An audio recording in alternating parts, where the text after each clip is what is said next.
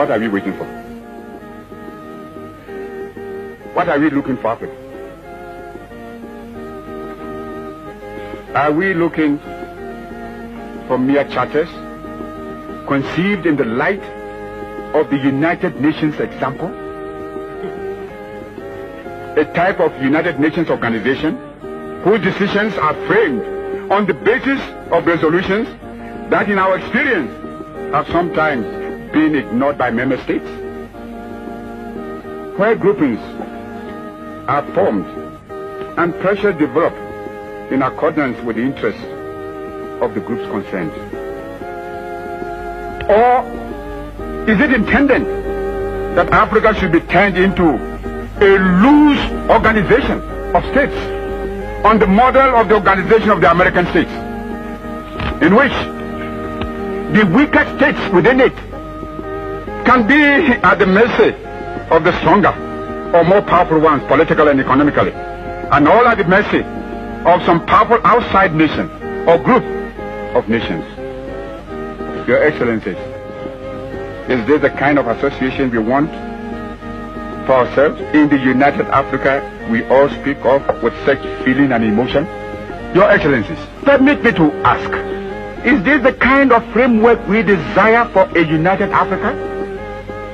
An arrangement which in future would permit Ghana or Nigeria or the Sudan or Liberia or Egypt or Ethiopia, for example, to use pressure with either superior economic or political influence gives to decide the flow and direction of trade, say from Burundi or Togo or Nyasaland to Mozambique and Madagascar.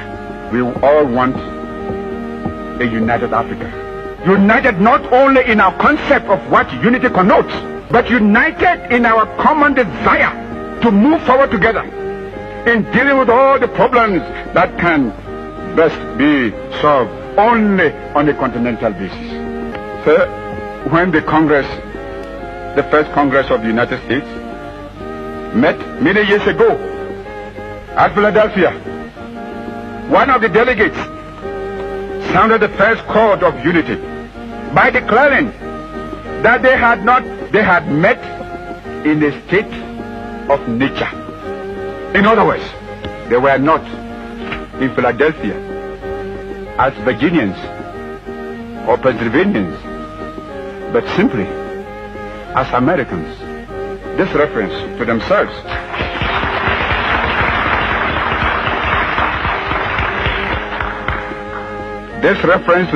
as Americans was in those days a new and strange experience. But may I dare to assert, equally on this occasion, Your Excellencies, that we meet here today not as Ghanaians, Guineans, Egyptians, Algerians, Moroccans, Malians, Liberians, Congolese, or Nigerians, but as Africans.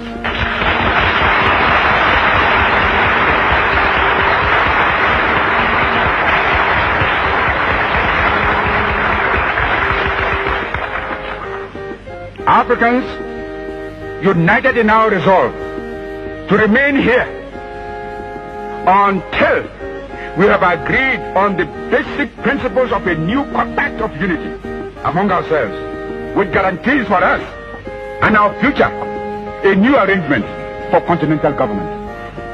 If we succeed in establishing a new set of principles as the basis of a new charter or statute for the establishment of a continental unit of Africa and the creation of social and political progress for our people, then, in my view, this conference should mark the end of our various groupings and regional blocs.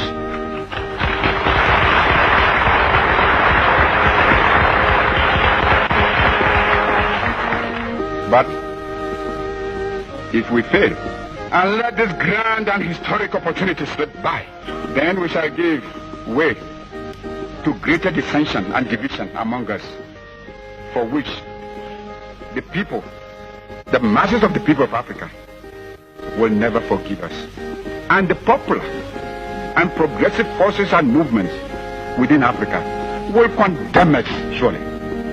I'm sure, therefore, that we shall not fail them. Your Excellencies, I have spoken at length because it is necessary for us all to explain not only to one another present here, but also to our people who have instructed us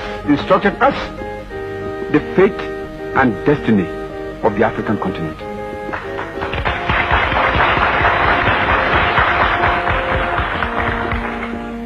We must therefore not leave this place until we have set up an effective machinery for achieving African unity.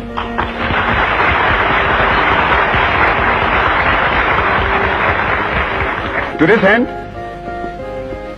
I now propose for your consideration the following. As a step, Your Excellencies, a declaration of principles uniting and binding us together, and to which we must all faithfully and loyally adhere, and laying the foundation of unity should be set down. And there should also be a formal declaration that all the independent African states here and now agree to the establishment of a Union of African States. A second, an urgent step for the realization of the unification of Africa. An All-Africa Committee of Foreign Ministers be set up now, and that before we rise from this conference, a date should be fixed for them to meet. This committee should establish, on behalf of the heads of our governments, a permanent body of officials and experts to work out a machinery for the Union Government of Africa. This body of officials and experts should be made up of one or two of the best brains from each of the independent African states.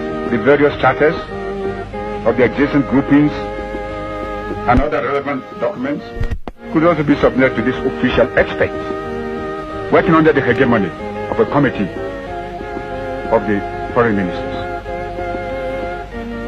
And a presidium consisting of the heads of government of the independent African states should be called upon to meet and adopt a constitution and other recommendations which will launch the government of Africa. We must also decide on a location where this body of officials and experts will work as the new headquarters or capital of our union government.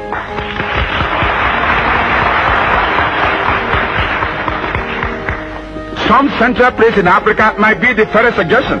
From my view, either at Bangui in the Central African Republic or in Libreville in the Congo.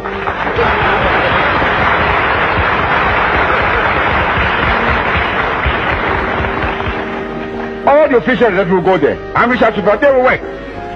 My colleagues may have other proposals. The Committee of Foreign Ministers, officials and experts should be empowered, because we have no time, to establish, 1, a commission to frame a constitution for the Union Government of African States. 2, a commission to work out a continent-wide plan for a united or common economic and industrial program for Africa. This plan should include for setting up a common market for Africa, an African currency, African monetary zone, an African central bank, a continental communication system. 3rd, a commission to draw up details for common foreign policy and diplomacy. A commission to produce plans for a common system of defense. A commission to make proposals for a common African citizenship. These commissions will report to the Committee of Foreign Ministers, who should in turn submit within 6 months of the conference their recommendation to the Presidium. The Presidium meeting in conference at the Union headquarters, whether it's at Bangui or Libreville, will consider and approve the recommendations of the Committee of Foreign Ministers.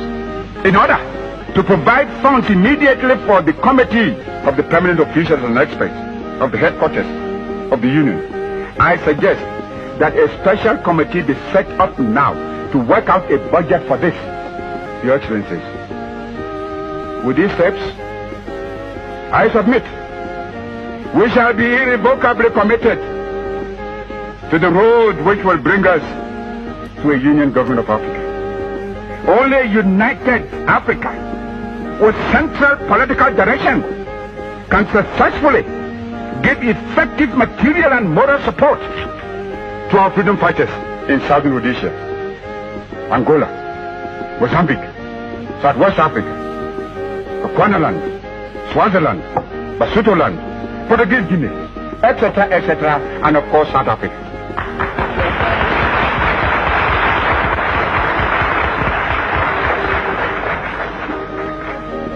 All Africa must be liberated now.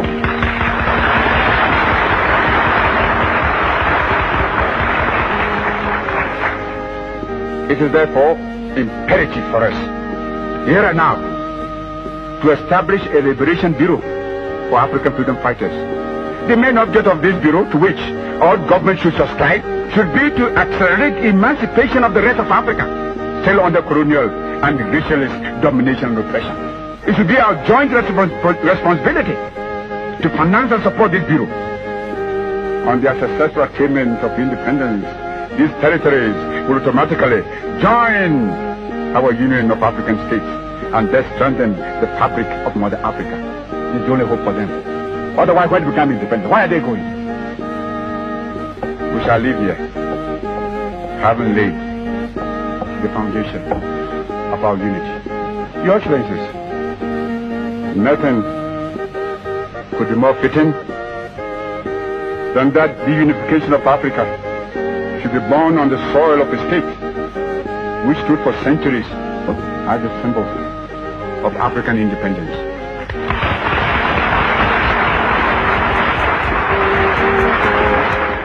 Let us return to our people of Africa, not with empty hands and with high-sounding resolutions, but with the firm hope and assurance that at long last, African unity has become a reality. What brought all of you here? We shall thus begin the triumphant march to the kingdom of the African personality and to a continent of prosperity and progress, of equality and justice, and of work and happiness. This shall be our victory. Victory within a continental government of a Union of African States. This victory would give our voice greater force in world affairs and enable us to throw our weight more forcibly on the side of peace.